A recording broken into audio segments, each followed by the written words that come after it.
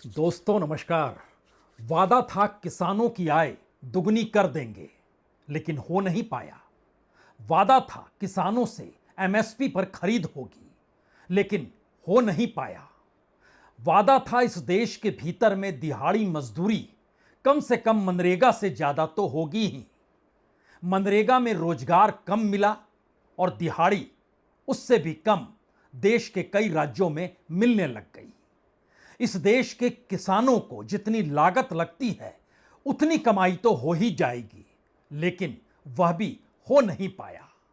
झारखंड और बिहार जैसे राज्यों के किसान तो मजदूर में तब्दील हो गए, लेकिन इस देश के भीतर में प्रति व्यक्ति आय की तुलना में किसानों की आय कहीं ठहरी ही नहीं। और यहां तक कि इस देश के भीतर जो रोजगार के अवसर थे वह भी ज्यादा से ज्यादा 12,000 से लेकर 22,000 महीने तक के बीच में अटक गए, जो कि रेगुलर नौकरियां थी। इस देश में 22 करोड़ से ज्यादा लोगों को एमएसएमई के जरिए रोजगार मिलता है, लेकिन एक झटके में एमएसएमई के भीतर भी जो हालात खास्ता होते चले गए, उसने छोटे और मंझोले उद्योगों को चलाने वालों के सामने संकट पैदा कर दिया। और इस संकट के ठीक समानांतर दूसरी तरफ जो आय कॉरपोरेट की बढ़ती चली गई, और कॉरपोरेट की आय के साथ साथ इस देश के भीतर में हर प्रोडक्ट पर कब्जा बड़े बड़े कॉरपोरेट हाउसेस का होता चला गया। और धीरे धीरे इस देश के पीएसयू भी डिसइन्वेस्टमेंट से निकलकर प्राइवेटाइजेशन और मोनेटाइजेशन की दिशा में बढ़ते चले गए। किसी मंत्रालय ने कुछ भी नहीं कहा, किसी मंत्रालय की तरफ से यह आवाज आई ही नहीं कि दरअसल सरकार की जिम्मेदारी होनी चाहिए। सरकार ने कोई जिम्मेदारी नहीं ली। रफ्तार इकोनॉमी की ऐसी पकड़ी कि भारत दुनिया की अर्थव्यवस्था में चौथे नंबर पर आ गया। लेकिन इन सब के बीच की परिस्थितियां नाजुक रही। लोगों की आय नहीं बढ़ी। देश की इकोनॉमी को बढ़ते हुए दस्तावेजों से लेकर कॉरपोरेट के खजाने के भीतर उनके अपने नेटवर्थ को बढ़ता हुआ बाखूबी दिखाया गया, बताया गया। और दुनिया के बड़े बड़े रईसों की लिस्ट में भारत के कई नामी गिरामी नाम, यहां तक कि 100 से ज्यादा नाम आ भी गए। लेकिन इस देश के भीतर में करोड़ों लोग कहां पर खड़े हैं, उनकी कौन सी हालात है, और इन सब के बीच एक तरफ व्हाइट कॉलर की नौकरी और दूसरी तरफ दिहाड़ी मजदूरी। व्हाइट कॉलर में भी जो बिग फोर है, जो दुनिया के भीतर जिसकी मान्यता है, उसमें भी रोजगार पाने के लिए भारत का युवा तरसता रहा। टेक्नोलॉजी के क्षेत्र में और इन सब के साथ कंप्यूटर साइंस करने के बाद नौकरी पाने की तलाश में भटकता हुआ युवा दुनिया की बड़ी बड़ी कंपनियों के बीच घुसता चला गया, और भारत ने यह मान लिया, हां उसने प्रगति की है। अच्छा लगा। लेकिन एक झटके में जैसे ही टैरिफ वार शुरू हुआ और अब पहली बार भारत के प्रधानमंत्री नरेंद्र मोदी ने माना, दुनिया के भीतर अर्थव्यवस्था को लेकर एक अव्यवस्था आ गई है, पता नहीं कल क्या होगा। और इन सब के बीच भारत अब क्या करे।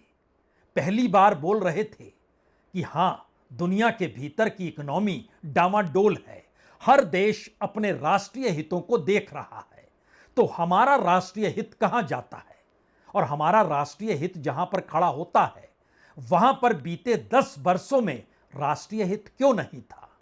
इस सवाल का जवाब देने की स्थिति में कोई नहीं है। तो क्या इस दौर में इतना बड़ा संकट गहरा चुका है कि दोबारा से प्रधानमंत्री मोदी को उन्हीं नीतियों पर सवार होना ही पड़ेगा जिन नीतियों को उन्होंने बीते 10 वर्षों में अनदेखा कर दिया। आज उसके खुले संकेत इस दिशा से दिखाई दिए। कल तक विदेशी सेंट लगाते होंगे, लेकिन अब स्वदेशी पसीना अच्छा लगेगा। हमारे किसान, हमारे लघु उद्योग, हमारे नौजवानों के रोजगार, इनका हित हमारे लिए सर्वोपरि है।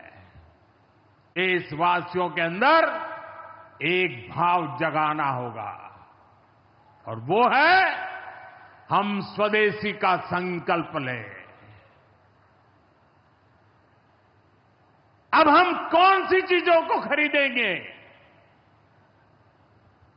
कौन से तराजू से तोलेंगे? मेरे भाइयों बहनों, मेरे देशवासियों, अब हम कुछ भी खरीदें तो एक ही तराजू होना चाहिए। हम उन चीजों को खरीदेंगे जिसे बनाने में किसी न किसी भारतीय का पसीना बहा है। प्रधानमंत्री ने स्वदेशी का जिक्र किया तो एक झटके में आरएसएस का स्वदेशी जागरण मंच हो सकता है हर किसी को याद आ जाए। स्वदेशी जागरण मंच ने एक वक्त अटल बिहारी वाजपेयी की सरकार की आर्थिक नीतियों का खुला विरोध किया था। उस दौर के वित्त मंत्री यशवंत सिन्हा, उनकी कुर्सी डगमगा गई थी। लेकिन 2014 के बाद स्वदेशी जागरण मंच को भी अपनी मुट्ठी में दिल्ली में बैठी सत्ता ने समेट लिया। और स्वदेशी जागरण मंच सरीखा कोई संगठन भी है आज की तारीख में, आरएसएस के भीतर भी स्वयंसेवकों से भी सवाल पूछिए तो वो कहेंगे नहीं, कोई मिला तो नहीं। क्योंकि इस दौर में स्वदेशी के मायने बदल गए। पश्चिमी पूंजी चाहिए, पश्चिमी इन्वेस्टमेंट चाहिए, पश्चिम का बाजार चाहिए, पश्चिम के हिसाब से नया कॉलिब्रेशन चाहिए, उसी हिसाब से भारत उद्योग के रास्ते चलेगा, उसी हिसाब से प्रगति होगी। लेकिन आज स्वदेशी का जिक्र प्रधानमंत्री मोदी ने कर ही दिया। कर ही दिया का मतलब यह है कि संकट बड़ा हो चला है। और इस संकट के मतलब यह है कि अमेरिका के साथ जिस टैरिफ डील को लेकर बातचीत चल रही है और जिक्र किया जा रहा है कि वो आगे भी चलेगी, लेकिन हकीकत यह है कि जो बातचीत छठे राउंड की होनी थी 25 तारीख को, जिसमें अमेरिकी प्रतिनिधिमंडल को दिल्ली आना था, अब वो नहीं आएगा। बातचीत एक लिहाज से टूट चुकी है।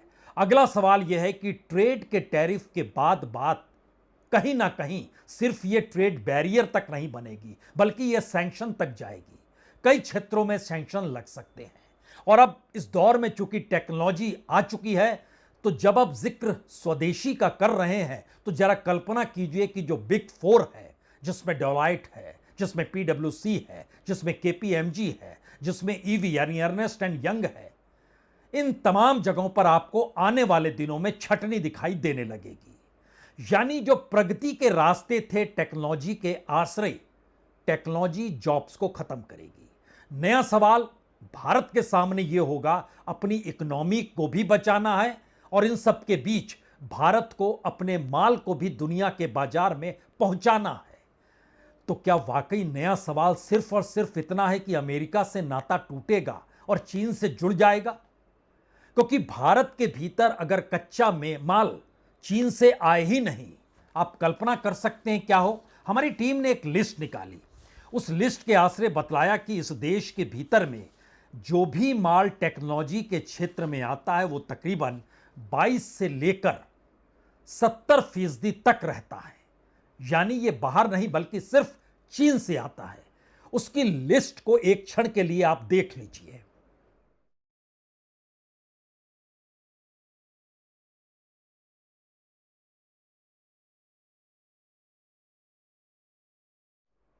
यह लिस्ट सारी कहानी कह देती है कि चाइना के ऊपर भारत का पूरा मेक इन इंडिया कैसे टिका हुआ है। और प्रधानमंत्री मोदी आज जब मेक इन इंडिया और वोकल फॉर लोकल का जिक्र कर रहे हैं, तो भी उनके जहन में यह सवाल गायब है कि बीते 10 वर्षों में उन्होंने जो कुछ भी जिस भी रास्ते पर चलते हुए भारत की अर्थनीति को सहेजा और संवारा, 10 बरस के बाद 11वें बरस में उनकी हथेली खाली है।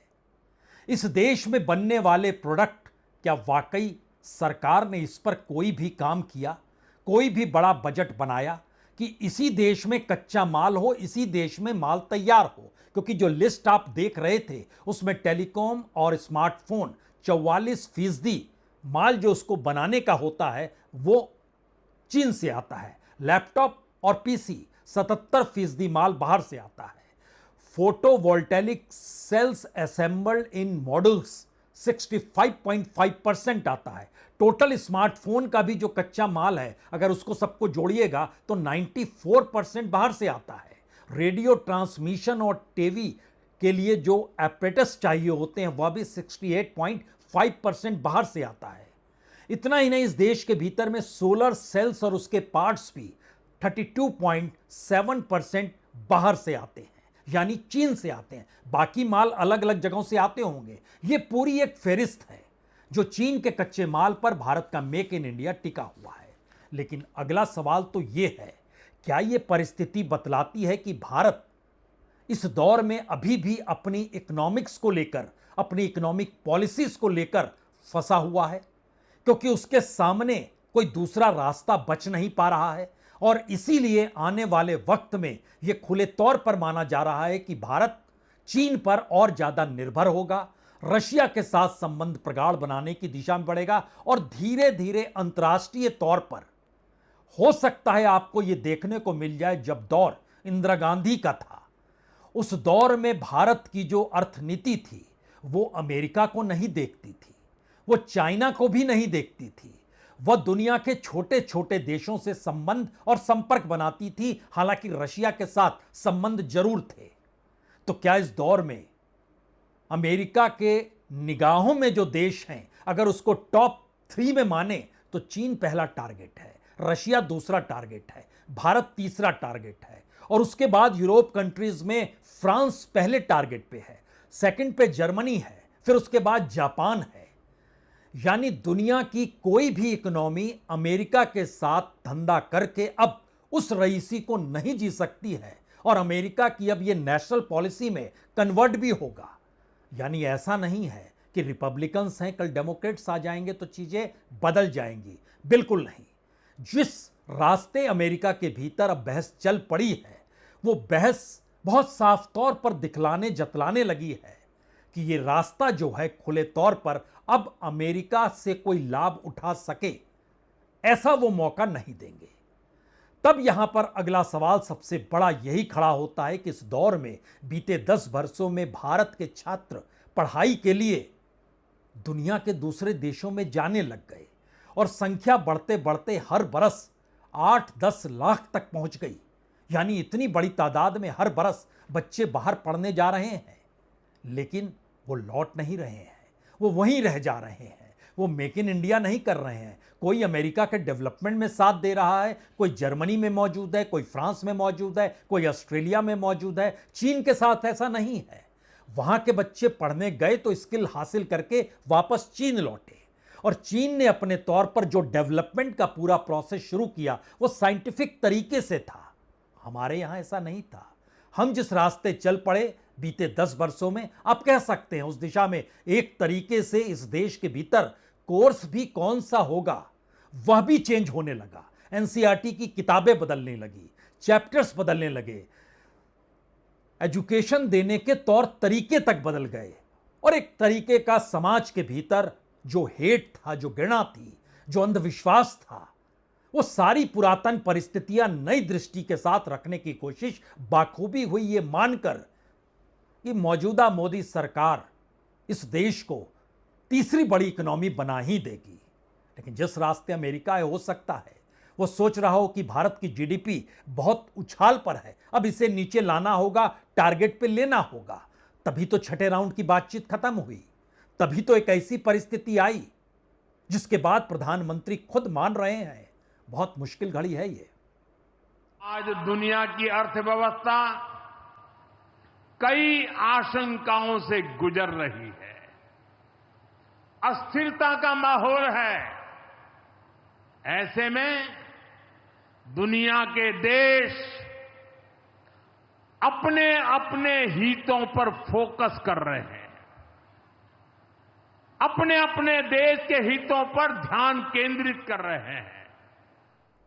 असल में ये लोकल फॉर वोकल और मेक इन इंडिया का जो सवाल है, उसमें अगर भारत का इंटेलेक्चुअलिज्म दुनिया के अलग अलग देशों में जा रहा है और उसको आप रोक पाने में सक्षम नहीं हैं, तो क्या वाकई सिर्फ और सिर्फ जो जिक्र राष्ट्रीय संपत्ति, राष्ट्रीय हित और राष्ट्रीय रोजगार को लेकर कर रहे हैं वह खेती और मजदूरी से ही जुड़ा है। हो सकता है सरकार ये मान रही हो, लेकिन इन सब के बीच एक दूसरा सवाल भी खड़ा होता है, कोई ध्यान भारत के एग्रीकल्चर सेक्टर की दिशा में गया है या नहीं गया है। बीते 11 वर्षों का डाटा बतलाता है इस देश के भीतर का एग्रीकल्चर लैंड जो है वो लगभग 1.3% इस दौर में रियल एस्टेट को दे दिया गया। जंगल कटे हैं लगभग 0.7%, जो एक लिहाज से उसी रियल एस्टेट के कब्जे में गए जहां पर आपको कंक्रीट का जंगल दिखाई देगा। इस दौर में कमोवेश हर क्षेत्र में जो सरकार की जिम्मेदारी थी, जो मुख्य हिस्सा था, वो सीमेंट का हो सकता है, वो पावर का हो सकता है, वह सरिया का हो सकता है, वो माइनिंग का हो सकता है। बेसिक इंफ्रास्ट्रक्चर से जुड़ी हुई तमाम चीजें जो पब्लिक सेक्टर की थी उसको सीधे सीधे रवाना कर दिया गया प्राइवेट हाथों में। और दुनिया भर के भीतर का एक नियम है, प्राइवेट सेक्टर कहीं भी किसी भी हालत में हमेशा से आगे नहीं बढ़ेगा, वो डगमगा सकता है, ढह सकता है। और भारत के भीतर में बीते 10 वर्षों में जो प्राइवेट सेक्टर के हाथों में सौंपने की रफ्तार बेसिक इंफ्रास्ट्रक्चर, स्ट्रेटेजिक सेक्टर और खास तौर से माइंस को लेकर भी जो हिस्सेदारी है वो तकरीबन 102% है। इससे पहले कि नेहरू से लेकर मनमोहन सिंह के कालखंड में जो सौंपने की परिस्थिति थी उसका एवरेज जो है वो सिर्फ 23% आता है, लेकिन इधर 102% से ज्यादा। ऐसी स्थिति इससे पहले इस देश में कभी नहीं थी। बड़ी बड़ी कंपनियां हैं, अडानीज हैं, अंबानीज हैं, कोई भी कह सकते हैं, लेकिन कल को कोई बड़ी कंपनी अगर डूब गई तो सवाल भारत के बेसिक इंफ्रास्ट्रक्चर का है। हमारे पीएसयूज डूबते नहीं हैं, वो खराब होते हैं। कोई एक बड़ा ब्यूरोक्रेट करप्ट आ गया, बिना विजन के आ गया, तो फिर वो रिटायर होता है, फिर दूसरा आ जाता है, लेकिन सरकार उसकी जिम्मेदारी लेती है। इस दौर में सरकार ने उस बेसिक इंफ्रास्ट्रक्चर से ही हाथ खींच लिए। इसीलिए सवाल सिर्फ एग्रीकल्चर का नहीं है, सिर्फ इस देश के इनफॉर्मल सेक्टर का नहीं है, कमोवेश हर उस सेक्टर का है जो किसी भी देश के डेवलपमेंट में अपनी भागीदारी को निभाता है और उसमें ह्यूमन रिसोर्स की मौजूदगी होती है। सरकार ने एक बार भी ह्यूमन रिसोर्स का जिक्र नहीं किया, इस बात का जिक्र ही नहीं किया कि कितनी बड़ी तादाद में इस देश में लोगों को रोजगार से जोड़ना है, उत्पादन से जोड़ना है। दिल्ली से सटे हुए गुड़गांव में चले जाइए, नोएडा में चले जाइए, आपको लंबी कतारें दिखाई दे जाएंगी। जो एक वक्त छिटपुट दुकानें खुली रहती थी, छोटे दुकानदार थे, एमएसएमई था, सब कुछ ढहता हुआ आपको दूर जाने की जरूरत नहीं है, सब कुछ दिल्ली के इर्द गिर्द ही नजर आने लगेगा। तो बाकी राज्यों में भी यह स्थिति होगी। और नई परिस्थिति में जब डगमगा रही है तो उसमें बेंगलोर की चमक खत्म होगी, दिल्ली की चमक खत्म होगी, हैदराबाद की चमक खत्म होगी, तमिलनाडु में संकट आएगा। वह उस चमक दमक की इकोनॉमी और सर्विस सेक्टर का जिक्र है जिस पर अब हमला होने वाला है। और शायद इसीलिए हमें लगता है एक क्षण बार बार जब भारत के 140 करोड़ लोगों का जिक्र होता है और बार बार इसका जिक्र होता है कि हम चीन पर निर्भर क्यों हो गए हैं और अब अमेरिका से शिफ्ट होंगे तो चीन के पास चले जाएंगे, तो असल चीज समझनी होगी कि दरअसल चीन के भीतर जो निवेश है, इन्वेस्टमेंट है, जो छात्रवृत्ति है, यानी जो स्कॉलरशिप है, जो तर्क संगता है, जिसको हम लोग कह सकते हैं रैशनलिटी है, या फिर जो एक प्रगतिशील मानसिकता होती है जो पूरी तरीके से साइंस एंड टेक्नोलॉजी पर टिकी हुई है। लेकिन दूसरी तरफ भारत के भीतर रिवर्स गियर है, एक अंधविश्वास, एक अवैज्ञानिकता, एक हेट की परिस्थिति, और इन सब के बीच जय जयकार पॉलिटिकल तौर पे जो भी चलती है, इसका असर विदेशी जाने वाले छात्रों को भी आप परखिएगा तो आपको नजर आ जाएगा। भारत के छात्र स्टडी करने के लिए बाहर जाते हैं, काम करने के लिए भी जाते हैं, लेकिन वो सेटल हो जाते हैं अमेरिका में, कोई ऑस्ट्रेलिया में, कोई दुनिया के दूसरे यूरोपीय देशों में सेटल होगा, और वहां पर वो लीडिंग फॉर्म जो गूगल हो सकती है, माइक्रोसॉफ्ट होगा, यूट्यूब होगा, उसके बीच जाकर काम करेंगे। लेकिन दूसरी तरफ चीन के जो जाते हैं वो F1 और H1B वीजा पे जाते हैं, स्टडी करते हैं, स्किल्स हासिल करते हैं, वापस चीन आते हैं और कपास तक की परिस्थितियों पर अध्ययन करके कैसे कॉटन बनाया जाए और कॉटन को एक्सपोर्ट किया जाए बांग्लादेश में, और बांग्लादेश कपड़े बनाकर अमेरिका में बेचे, लेकिन बेसिक चीजें चीन से ही निकले। एक ऐसी परिस्थिति है, ये परिस्थिति भारत के भीतर एक एक करके इंस्टीट्यूशन वाइज गायब हो गई। उसकी भरपाई कौन करेगा, कैसे होगी? और शायद इसीलिए ये मौजूदा वक्त एक ऐसे ट्रांजैक्शन का नहीं बल्कि एक ऐसे पूरे ट्रांसफॉर्मेशन का दौर है जिसमें अगर अभी भी सरकारी लफ्फाजी की गई तो हाथ में कुछ नहीं बचेगा। जिस बात का जिक्र हो रहा है कि हम स्वदेशी को अपनाएं, इस बात का जिक्र हो रहा है कि हम स्वदेशी के साथ साथ इस देश की जिसमें ऊर्जा की खपत हो, पसीना जहां बहा हो, तो सरकार के भीतर की खरीदारी का एक आंकड़ा हमारी टीम ने निकाला जो बड़ा जबरदस्त आंकड़ा है। वो इसलिए आंकड़ा है क्योंकि उसके ऊपरी सतह पे आपको दिखाई देगा कि प्रधानमंत्री का विमान भी जो अब 8,500 करोड़ जिसमें लगे, उसमें सारे इक्विपमेंट्स डालने के लिए वो जहाज बाहर भेजा गया। प्रधानमंत्री की जो 6 गाड़ियों का काफिला चलता है उसमें कोई भारत की गाड़ी नहीं है, कोई कलपुर्जा भारत का नहीं है। जो रेंज रोवर की आप कतार देखते हैं ना, वो सारी विदेशों से आई हुई गाड़ियां हैं। और इन सारी चीजों के बीच जो पूरा इक्विपमेंट है जो सेंट्रल विस्ता के भीतर लगाया जा रहा था वह भी देसी मिजाज का नहीं है। और महत्वपूर्ण बात यह है कि जो भी नया खर्च या नया बजट खरीदारी को पुराने इंफ्रास्ट्रक्चर से हटकर सरकारी कर्मचारियों के लिए जो नया दिया जा रहा है वह देसी प्रोडक्ट नहीं है। यह बतलाता है कि आप अभी भी कह रहे हैं, समझ तो गए हैं कि संकट गहराएगा, समझ गए हैं अभी टैरिफ की मार है, कल सैंक्शन की मार होगी ही। क्योंकि जिस खुशी के अंदाज में अमेरिकी राष्ट्रपति से जब पूछा गया भारत तेल क्या रशिया से नहीं खरीद सकता है, तो हंसते मुस्कुराते हुए अमेरिकी राष्ट्रपति जब ये बोले, हां मुझे पता चला है कि अब यहां की कंपनियों ने रशिया से तेल खरीदना बंद कर दिया है, अच्छी खबर है। यानी उनके कहने पर चलेगा। इस अंदाज को देख लीजिए। Penalties on India. What numbers are you looking at, and are you going to be having a conversation with? Well, I understand India no longer is going to be buying oil from Russia. That's what I heard. I don't know if that's right or not, but that's a good step. We'll see what happens. Okay? हर देश राष्ट्र हित देख रहा है और अब America भी देख रहा है, और भारत के प्रधानमंत्री कह रहे हैं हम भी देखेंगे राष्ट्रीय हित। भारत की जनसंख्या 140 करोड़ है। खुद सरकार मानती है कि खेती पर जुड़े हुए लोगों की तादाद तकरीबन 80 से 90 करोड़ इस देश के भीतर है जो एग्रीकल्चर इकोनॉमी से जुड़ी है। जो इंडस्ट्री से जुड़ी हुई तादाद है वो कुल मिला के 8 से 10 करोड़ के बीच में है। सर्विस सेक्टर से जुड़ा हुआ तबका भी इंडस्ट्रियल सेक्टर से जुड़े हुए लोगों को पार कर चुका है जो उस पर निर्भर है। महत्वपूर्ण सवाल यह है, क्या वाकई सरकार सिर्फ कह रही है कि राष्ट्रीय हित का जिक्र कर दें जैसे राष्ट्रवाद का जिक्र किया गया और सेना की वर्दी में प्रधानमंत्री खड़े हो गए, तो कल क्या किसी किसान की वर्दी में, किसान की वर्दी ना कहें बल्कि किसान के कपड़ों की शक्ल में प्रधानमंत्री नजर आ जाए तो क्या यह राष्ट्रहित हो जाएगा? मुश्किल सवाल है। मुश्किल सवाल इसलिए है क्योंकि भारत के भीतर जितना भी टेक्सटाइल बनाया जाता है उससे ज्यादा टेक्सटाइल भारत बाहर से आयात करता है। इस देश के भीतर में हर वो चीज जो एग्रीकल्चर से जुड़ी हुई है, वो ट्रैक्टर का सामान हो, वो बीज हो, वो खाद ही क्यों ना हो, अपने पास नहीं है कुछ। यानी 3 सवाल सबसे बड़े हैं। क्या यह सरकार तैयार है इस देश के भीतर के किसानों मजदूरों को मुख्य धारा की इकोनॉमी से जोड़ने के लिए? दूसरा सवाल है, क्या हम ऐसी नेशनल पॉलिसी बनाने को तैयार हैं जहां पर पहली प्राथमिकता इस देश के लोगों को हो, ह्यूमन रिसोर्स को हो? और तीसरा सवाल, अगर कॉरपोरेट आपके साथ नहीं है तो इस दौर में आपने खड़ा किया क्या है?